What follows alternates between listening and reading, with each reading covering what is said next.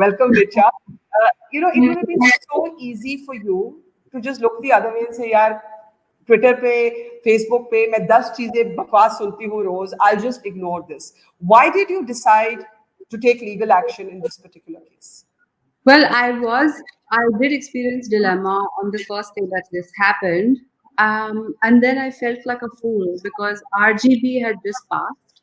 And I had just posted on my Instagram that fight for the things you care about, but do it in a way in which others are inspired to do the same. I felt like a hypocrite.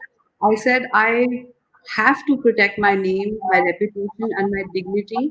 I have worked very hard to get to this point, and I was not going to take it lightly. So I took legal recourse.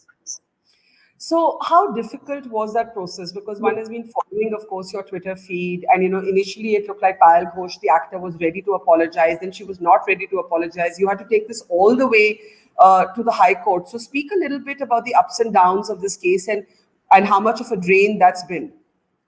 Well, it's not been a drain as much as they would have liked it to be.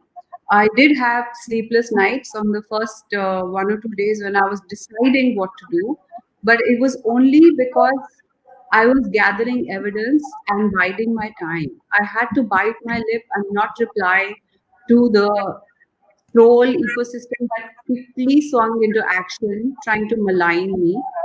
And I think that this is an act not of aggression, but of defense.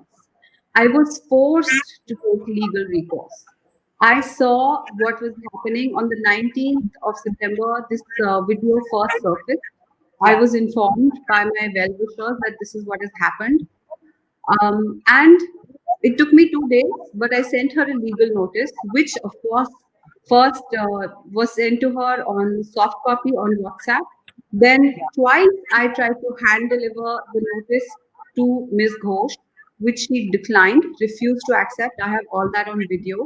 She refused to accept it even as 17 to 18 media professionals waited in her apartment to interview her. So that struck me as odd. After receiving the legal notice, we did not hear back from their team, neither from defendant number two and defendant number three, which are ABN Telugu and KRK. And then I think on the 29th, uh, via a tweet by Shivangi Thakur, I think from Aaj Tak, I got to know that Miss Ghosh has in fact gone to the police station and tried to make me a party in her case against Mr. Kashyap, saying that there is criminal conspiracy and criminal intimidation. So she left me no choice but to go to the High Court and seek legal recourse. It would have been easier for all parties involved if this had not happened. And let me state once and for all that my decision to protect my reputation does not mean that I am blindly supporting Anurag Kashyap, who is in fact responsible for giving me my break and making me known in the public domain, Yeah. because I think he can defend himself. I Yeah. can only speak from my experience. When I worked with him, his sister was the associate on the film, and the crew had a 50-50 gender ratio. Again, let me reiterate, Mr. Kashyap can defend himself. I'm not here to support, endorse, or defend him. He can do that very well. Miss Ghosh should have stuck to that, should have stuck to the fight between herself and Mr. Kashyap. I did not like that she maligned me and two other actresses, and it was deliberately malicious because Yeah. not only did she use obscene, vulgar language for us, she also commented on our appearance. And even after receiving the legal notice, she continued to slander me in public. And I will have you know that the legal notice has a cease and desist clause, which she completely overlooked. So this needn't have gone this far, but I'm not the person responsible for taking it this far. Mhm. Now, given the fact that you expended all this energy, you would have ideally not liked to go to court. You have won. What would be your message to so many of us? And I say us because there are countless number of times that I have thought that I'm brave, I'm tough, but who's going to get into a legal fight? Right, बहुत लंबा है यार, बहुत time लगता है. From this experience, what has this taught you that you think all of us should learn? I really definitely think that a woman's reputation is cultivated with a great deal of hard work. I have fought, I have written about the toxic workplace culture, I have written about the Me Too movement in Bollywood. If I was not serious about trying to make our workplace better for everybody involved, I would not expend the energy and write 3,000 word blogs every once in a while. Um, However, I do think that more people should understand that the legal recourse is always available to them. And I'm very, very grateful to the Honorable High Court of Bombay for acting swiftly. And they acted swiftly because we had to submit a recipe for them to hear our case sooner than usual because it was a case of ongoing harassment.